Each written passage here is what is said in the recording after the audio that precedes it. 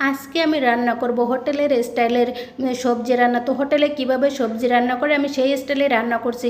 এর জন্য আমি বেশ কয়েক পদের সবজি নিয়েছি আর সবজিটাকে সিদ্ধ করব। এর জন্য আমি চুলায় বসিয়ে দিয়েছি, সাথে দিয়েছি পানি, হলুদের গুঁড়া আর দিয়েছি লবণ। তো আমার সবজিটা যখন এরকম 70% সিদ্ধ হবে তখন কিন্তু আমি সবজিটাকে নামিয়ে নেব। এখন আমি তেলের ভিতরে দিয়ে দিচ্ছি হচ্ছে শুকনো মরিচ আর আস্ত জিরা আর পাঁচফোড়ন। এটা যখন লাল হওয়া পর্যন্ত আমি এই মশলাটাকে ভেজে নেব।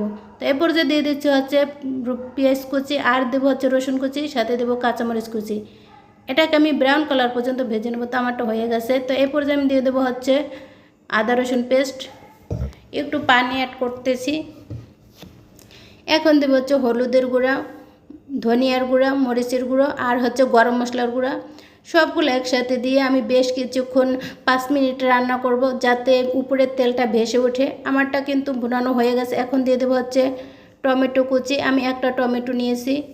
এখন আমি দেব হচ্ছে সেই সিদ্ধ করে রাখা সবজি। এটাকে দিয়ে আমি বেশ কিছুক্ষণ নাড়াচাড়া করে নেব। এরপর যে আমি দিয়ে দেবো একটু লবণ, লবণ কম ছিল এজন্য আমি দিয়ে দিয়েছি। এখন দিয়ে দিচ্ছে হচ্ছে পানি। আর এই রান্নাটায় পানি বেশি প্রয়োজন হয় না, কারণ যে সবজিটা আগেই আমি আদা সিদ্ধ করে নিয়েছি। আর আমি এই সবজির জন্য একটা সিক্রেট বাগার বানাবো, এর জন্য আমি সরষের তেল ইউজ করছি।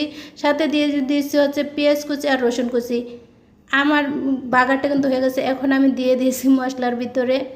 তো আমার রান্নাটা কিন্তু প্রায় হয়ে গেছে। এখন আমি একটু চিনি অ্যাড করতেছি, আমার কাছে চিনি দিলে ভাল লাগে। আর এ পর্যায়ে দিয়ে দেবো হচ্ছে ধনিয়া পাতা কুচি। ধনিয়া পাতা কুচি দিলে কিন্তু রান্নাটার স্বাদ আরও দ্বিগুণ বেড়ে যায়। আর আমার কিন্তু রান্নাটা প্রায় হয়ে গেছে, কারণ আমি এর বেশি আর শুকাবো না, কারণ আমার কাছে বেশি শুকনা শুকনা ভালো লাগে না। আমার রান্নাটা ভালো লাগলে বেশি বেশি